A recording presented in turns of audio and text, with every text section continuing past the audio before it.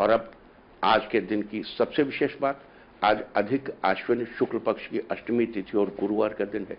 अष्टमी तिथि आज शाम 7:02 तक रहेगी। साथ ही आज रात 9:54 तक सौभाग्य योग रहेगा। ये योग सदा मंगल करने वाला होता है। नाम के अनुरूप ये भाग्य को बढ़ाने वाला होता है। इस योग में की गई शादी से वैवाहिक जीवन सुखमय रहता है। आज सारे काम बनाने वाला रवियोग भी है। रवियोग आज शाम 6:10 से शुरू होकर कल पूरा दिन पूरी रात पार करके परसों यानी 26 तारीख की शाम 7:26 तक रहेगा। इस योग के दौरान कोई काम करने से वो अवश्य ही पूरा होता है। रवियोग व्यक्ति को अपने अंदर पॉजिटिविटी बढ़ाने में मदद करता है। इस दौरान किए गए कार्यों से सुख समृद्धि और सफलता प्राप्त होती है। इस दौरान खरीदारी करना भी बड़ा ही शुभ होता है। तो ये थी सौभाग्य योग और रवियोग की चर्चा। आज शाम 6:10 तक मूल नक्षत्र रहेगा। 27 नक्षत्रों में से 19वां नक्षत्र मूल नक्षत्र को माना जाता है। मूल नक्षत्र के स्वामी केतु हैं। मूल का अर्थ होता है केंद्रीय बिंदु या जड़। इसका प्रतीक चिन्ह एक साथ बंधी हुई कुछ पौधों की जड़ों को माना जाता है। मूल नक्षत्र का संबंध साल के पेड़ से बताया गया है। मूल नक्षत्र में जन्मे लोगों को आज के दिन साल के पेड़ की उपासना जरूर करनी चाहिए। जब मूल नक्षत्र का नाम आता है तो ज्यादातर लोग परेशान हो जाते हैं। ऐसा क्या है इन मूल नक्षत्रों में, तो आज हम चर्चा करेंगे मूल नक्षत्रों की और साथ ही आपको बताएंगे कैसे करनी है मूल शांति। मूल शांति क्या है? आपने कई बार बच्चों के जन्म के वक्त सुना होगा कि बच्चा मूलों में हुआ है, इसकी मूल शांति करवानी पड़ेगी। देखो, मूल संज्ञक 6 नक्षत्र होते हैं: अश्विनी, आश्लेषा, मघा, ज्येष्ठा, रेवती और मूल। वास्तव में अश्विनी, आश्लेषा, मघा, ज्येष्ठा, रेवती और मूल, इन 6 नक्षत्रों को मूल या गंडांत मूल कहते हैं। और जो इस लिस्ट में मूल आता है वो मूल नक्षत्र है, जिसका पूरा नाम है मूल बरहणी। अथर्ववेद में इसका नाम है मूल बरहणी। जिन बच्चों का जन्म इन 6 नक्षत्रों में से किसी भी एक नक्षत्र में हुआ हो, उस बच्चे को मूल नक्षत्र में जन्मा हुआ माना जाता है और ऐसे बच्चे की मूल शांति करवाना अनिवार्य होता है। जन्म के 27 दिन बाद उसी नक्षत्र के आने पर बच्चे की मूल शांति कराई जाती है।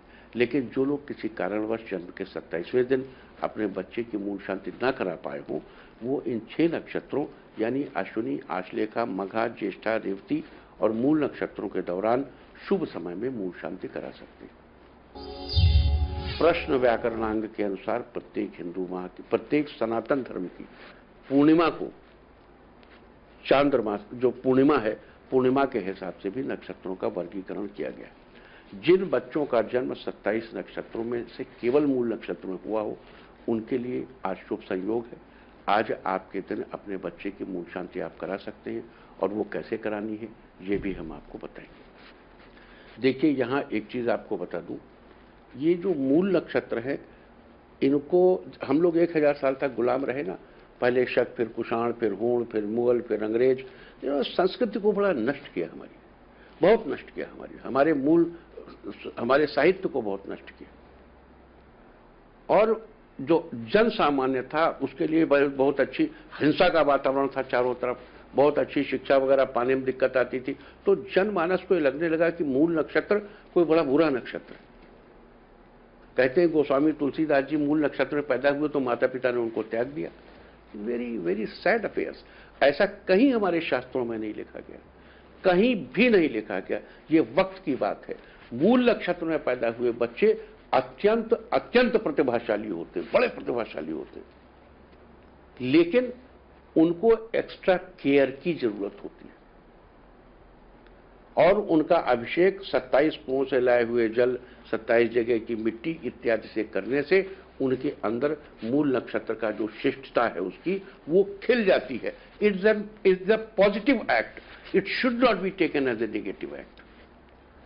तो ये जो गुलामी का पीरियड था हमारा, जो दुखद पीरियड था जिसमें हमारी संस्कृति को बहुत डैमेज हुआ, उसमें ये भी डैमेज था, मतलब उसमें हुए बहुत से डैमेजेस में एक डैमेज ये भी है कि मूल नक्षत्र में पैदा हुए बच्चे बड़े अशुभ होते। कालांतर में वो जो दरबारी, मुगल दरबारों के दरबारी पंडित लोग थे, उन्होंने तो उनके लिए बता दिया इस नक्षत्र में बच्चा पैदा पिता के लिए घातक है, इसमें पैदा माता के लिए, और बढ़ा दिया उसको। बहुत ये दुखद स्थिति है। और अब तो सब लोग पढ़े लिखे हो ना, अब तो साइंटिफिक अप्रोच है ना सबकी। तो आपकी जानकारी के लिए बता दूं कि मूल नक्षत्रों में जन्मे बच्चे बड़े ही प्रतिभाशाली होते हैं, but they require some extra care because they are more sensitive. वो बड़े संवेदनशील होते हैं, सेंसिटिविटी उनकी दूसरों से ज्यादा होती है। तो मूल नक्षत्र में मूल की शांति कैसे करनी, इसके लिए अथर्ववेद में 5 ऋचाएं दी हुई। आप उनको अगर करना चाहते हैं तो आप कुश हाथ में ले लीजिए और थोड़ा सा पानी ले लीजिए, और हम आपके लिए मंत्र पढ़ देंगे। कुश, जल, सब कुछ तो आप अपने घर पे ही कर सकते हैं। मंत्र की समस्या है तो मंत्र हम आपको पढ़ के सुना देते हैं, ध्यान से सुनिएगा। और सुनते समय बच्चे के माता पिता मौजूद हों तो ज्यादा अच्छा है। सबसे पहले माता पिता और बच्चा साफ सुथरे कपड़े, हो सके तो नए कपड़े पहनकर एक आसन पर बैठ जाइए। एक बच्चे के दाहिने हाथ में कुश और थोड़ा सा जल देकर अपने हाथ से बच्चे के हाथ को नीचे की तरफ से सहारा दें और विनियोग मंत्र बोलें। अगर आप साथ साथ मन बोल सकते हैं तो मंत्र बोल लीजिए, वरना केवल ध्यान से सुनिए। हम बहुत धीरे धीरे एक एक शब्द अलग अलग करके पढ़ेंगे ताकि आप समझ सकें क्या कहा जा रहा है। और जैसे जैसे बताएं वैसे करें। विनियोग मंत्र है ओम अस्य अथर्वेदस्य षष्ठ कांडस्य दशाधिक शतम सूक्तस्य अथर्वा ऋषि अग्नि देवता त्रिष्टुप पंक्ति छंदसी मूलजात मूलादि जनित दोषोपशमनार्थे जलावसेचने रक्षोहणे च विनियोग। इस प्रकार विनियोग मंत्र समाप्त हुआ। अब हाथ में लिए जल को नीचे जमीन पर छोड़ दीजिए। विनियोग के बाद बच्चे के दोष को दूर करने के लिए और भविष्य में उसके कल्याण के लिए तैतरीय श्रुति के अनुसार मूल नक्षत्र के स्वामी निरिति और अग्निदेव का ध्यान करते हुए इस मंत्र का जाप करना चाहिए। मंत्र है ओम प्रत्नो हि कमीड्यो अध्वरेषु सनाच्च होता नव्यश्च सत्सि स्वां चाग्ने त्वं पिप्राय स्वास्मभ्यं च सौभागमायजस्व ज्येष्ठज्ञां जातो विचतौ यमस्य मूलबर्हणात् परिपालयेनम् अत्तेनं नेषद्दुरितानि विश्वा दीर्घायुत्वाय शतशारदाय। व्याघ्रे अहवय जनिष्ठि वीरो नक्षत्र जायमानः सुवीरः समावधीत पितरं वर्धमानो मामातरं च प्रभिनी अंजनी त्रीम। इस प्रकार विनियोग और मंत्र जाप करने के बाद आधी प्रक्रिया पूरी हो जाती है। बाकी आधी प्रक्रिया छोटा सा हवन कराने और किसी सुपात्र ब्राह्मण को भोजन कराकर दक्षिणा देने के बाद पूरी हो जाएगी। हवन किसी सुपात्र ब्राह्मण से ही कराना चाहिए। अब इस समय पैंडेमिक है, आप खुद करना चाहें कर लीजिए, लेकिन ब्राह्मण भोजन तो कराना पड़ेगा। और इस प्रकार आपके बच्चे की मूल शांति की प्रक्रिया समाप्त होती है।